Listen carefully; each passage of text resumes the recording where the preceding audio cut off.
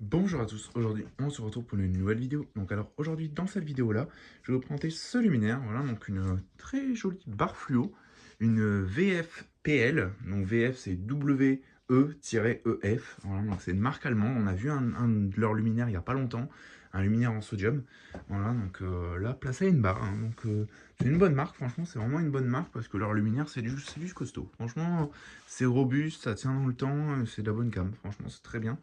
Donc voilà, hein. Donc un luminaire qui ressemble fortement à une Vulcan Aileni. On pourrait s'y méprendre, le même type de vasque, le même type de châssis, le même type de bride, sauf que la Aileni elle est un tout petit peu plus longue, mais avec des BTR sur la bride aussi, comme sur la Aileni. Donc ça c'est vachement pratique pour installer les luminaires si on n'a pas des longues crosses, parce que la plupart des barres fluo elles s'installent avec des crosses qui vont au moins jusque là. Donc il faut des super longues crosses ou des crosses spécifiques pour barres fluo et c'est un peu relou. Donc voilà, donc un très beau luminaire. Donc la vasque elle est solide, mais vaut mieux quand même pas mettre le luminaire sur la vasque vu son poids. C'est pas non plus hyper lourd, mais ça pèse quand même un bon petit poids, hein. Donc là, je vais vous... Merde. Voilà, je vais vous mettre le grand angle. Donc voici ce que ça donne de côté, hein. Donc on voit qu'à l'avant, ça se finit, hein. Comment ça se finit, franchement c'est joli, ça fait un beau petit design. Les crochets, franchement, ils ressemblent énormément à des crochets à sec, de type à sec RPM, RHM, enfin, ça ressemble vraiment fort. Voilà, donc elle a plus beaucoup de peinture malheureusement, bon après ça c'est pas grave. Voilà, tac, donc on va ouvrir tout de suite le luminaire. Donc pour l'ouvrir, on tire sur les clips. Donc c'est des clips assez souples, mais voilà, faut quand même faire attention de ne pas les casser ou quoi. Tac, on ouvre. Donc sur ce modèle, on peut enlever la vasque. Voilà, donc la vasque s'enlève. Bon là, on a une autre barre. Je sais pas si la vidéo elle sera déjà sortie ou pas. Voilà, donc voici l'intérieur du modèle. Donc sans la vasque. Tac. Donc on a une simple platine. C'est fait un peu comme une réglette d'ailleurs. C'est ça qui est étonnant. C'est qu'on a une simple platine avec deux vis. Voilà, on a une vis là, une vis là. Et c'est tout. Genre c'est dans une coque. Ils ont mis une simple platine. Bon, toute la peinture se barre. Voilà, il y a tout qui se barre. Mais j'ai envie de vous dire, entre guillemets, c'est mieux. Parce que là, bon, c'est couleur galva, mais au moins ça brille un peu. Parce que là, ça devait pas refléter grand-chose, hein. Voilà, mais je trouve que c'est plus joli comme ça. Couleur galva, ça fait un peu plus neuf. Enfin, je sais pas. Donc voilà. Donc des starters au SRAM. On a des tubes de quelle marque? Quelle est la marque de ces tubes? Oh là, un Osram avec l'arbre. Bien cramé, on les adore ceux-là. Ah, je sais qu'il y a beaucoup de collectionneurs qui haïssent ces tubes. Voilà, donc c'est des Osram avec l'arbre. Bon, voilà, ça devrait faire le taf pour la vidéo. Donc là, on va ouvrir au niveau des ballasts. Donc pour ouvrir, bah, c'est relativement simple. On dévisse un petit peu. On fait quelques tours avec les vis, voilà. Tac. Celle-là est toujours un peu dure. Voilà. Donc c'est vraiment un vieux luminaire. C'est assez ancien, même si on dirait pas, on voit quand même que c'est des vieilles douilles sur ressort, hein. Voilà, des vieux porte-starter, bon, même si c'est des trucs récents à l'intérieur, c'est quand même un vieux truc.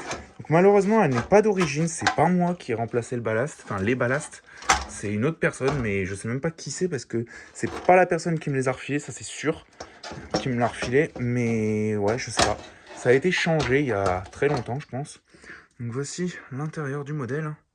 Je vais me mettre en normal, ce sera plus simple, vous verrez mieux.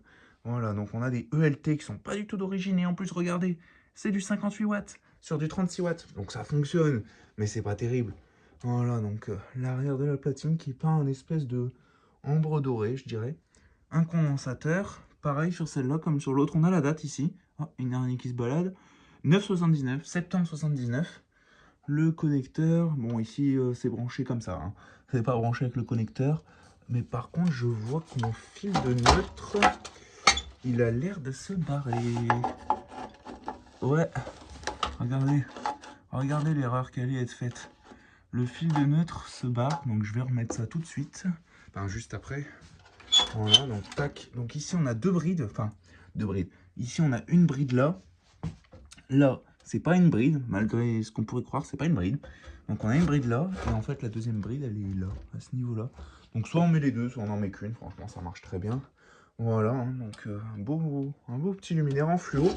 Donc ce que je vous propose, c'est que je vais remettre le fil, je vais tout remettre, la vasque et tout ça. Et on va passer au test juste après. Donc aussi, on a un joint en feutre, hein, typique des barres fluo, les petits crochets qui viennent tenir la vasque. Enfin, voilà quoi. Donc, à tout de suite. Donc aussi, un petit truc que j'ai oublié de vous dire, donc je viens de remettre le porte-fusible, hein, ça c'est fait. C'est que ici, on peut voir qu'on a des petits crochets. Donc, ils servent pas, donc on en a bien deux. Hein.